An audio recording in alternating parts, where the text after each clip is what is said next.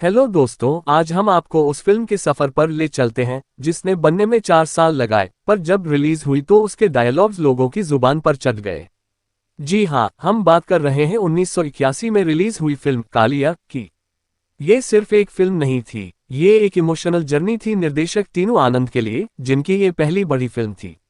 टीनू आनंद ने बतौर निर्देशक अपने करियर की शुरुआत एक और फिल्म दुनिया मेरी जेब में से की थी, लेकिन उसमें उन्हें कई सारी प्रोडक्शन दिक्कतों और सितारों की डेट्स के झमेलों का सामना करना पड़ा। दरअसल फिल्म में ऋषि कपूर और शशि कपूर थे, पर दोनों की डेट्स कभी साथ में नहीं मिली। नतीजा ये हुआ कि फिल्म की सिर्फ 5 रीलें शूट हो पाईं और आगे की शूटिंग करीब 10 महीने तक अटक गई। टीनू आनंद ने इस वक्त को यूं ही बर्बाद नहीं जाने दिया। उनके पास एक और कहानी तैयार थी, कालिया। लेकिन दिक्कत ये थी कि उनके पास कोई प्रोड्यूसर नहीं था। तभी प्रोड्यूसर इकबाल सिंह ने पूछा कि क्या उनके पास धर्मेंद्र के लिए कोई स्क्रिप्ट है। टीनू ने कालिया की कहानी सुनाई और पूरी एक्टिंग करके स्क्रिप्ट को पेश किया। धर्मेंद्र ने हंसते हुए कहा, टीनू तुम्हें एक्टिंग करनी चाहिए। पर जब बात फिल्म साइन करने की आई तो धर्मेंद्र ने मना कर दिया। वजह थी उनकी पहले से भरी हुई डेट्स। इसके बाद टीनू ने विनोद खन्ना को अप्रोच किया, लेकिन उस वक्त विनोद खन्ना फिल्मों से ब्रेक लेने की सोच रहे थे। फिर आखिरकार सलाह दी गई कि क्यों न अमिताभ बच्चन को स्क्रिप्ट सुनाई जाए। अब अमिताभ बच्चन उस दौर में सबसे बड़े सुपरस्टार थे।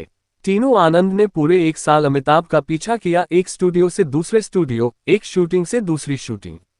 अमिताभ हर बार कहते कल सुनते हैं, परसों सुनते हैं, लेकिन आखिरकार उन्हें डॉन की शूटिंग के दौरान समय मिला। टीनू ने स्क्रिप्ट सुनाए, अमिताभ चुप रहे। टीनू ने खुद कहा, मुझे पता है आपको स्क्रिप्ट पसंद आई है, क्योंकि आपने वो सारे इशारे नहीं किए जो आप तब करते हैं जब कोई स्क्रिप्ट पसंद ना आए। अमिताभ मुस्कुराए और हाँ कर दी, लेकिन उन्होंने एक शर्त रखी, वो हर दिन सिर्फ 2 घंटे दे पाएंगे। फिल्म की शुरुआत हुई 13 अक्टूबर 1977 को। जेलर रघुवीर सिंह के रोल के लिए पहले संजीव कुमार को साइन किया गया था, लेकिन किसी बात पर अनबन हो गई और ये रोल प्राण साहब को मिल गया। आशा पारेख इस फिल्म में अमिताभ की भाभी बनी और ये इकलौती फिल्म थी जिसमें दोनों ने साथ काम किया। फिल्म की हीरोइन बनी प्रवीण बाबी, लेकिन जैसे ही करीब 9 रील्स शूट हुई, प्रवीण बाबी को नर्वस ब्रेकडाउन हुआ और वो विदेश चली गईं। टीनू ने अमिताभ से कहा, किसी और हीरोइन के साथ काम जारी रखते हैं, लेकिन अमिताभ ने कहा प्रवीण बाबी का इंतजार करेंगे। जब वो वापस लौटी तो शूटिंग दोबारा शुरू हुई और फिल्म और भी ज्यादा डिले होती चली गई।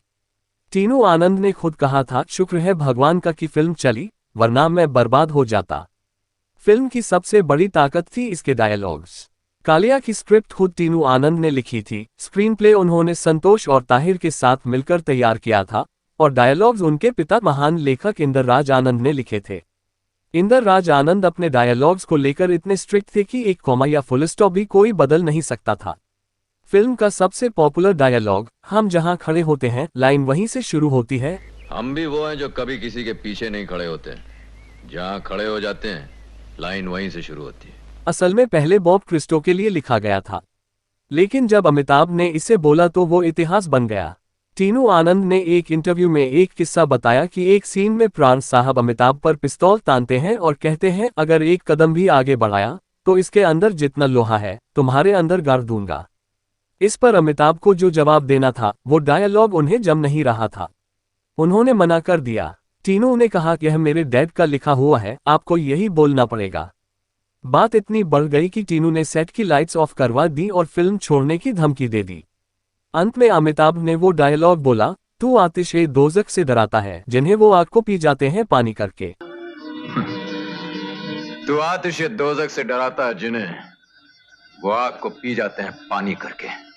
टीनू ने बताया कि रिलीज के बाद वो अलग अलग थिएटर में जाकर खुद देखा करते थे कि उस डायलॉग पर तालियां बजती हैं या नहीं, और हर बार बजती थी।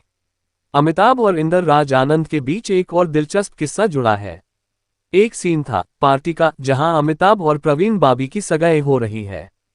प्राण साहब एक लंबा शायरी नुमा डायलॉग बोलते हैं और जवाब में अमिताभ को एक गहरा डायलॉग बोलना था। अमिताभ बोले, यार ये भी कोई जवाब है।